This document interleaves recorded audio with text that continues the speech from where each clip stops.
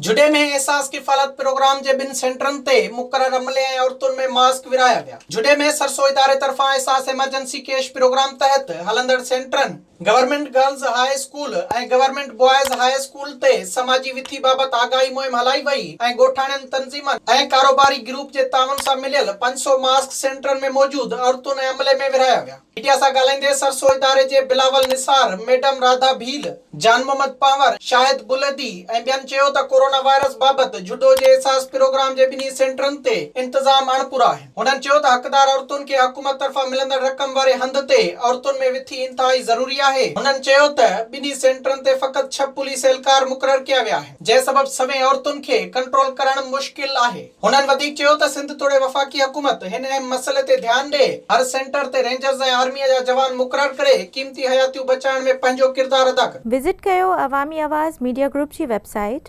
awamiawaz.pk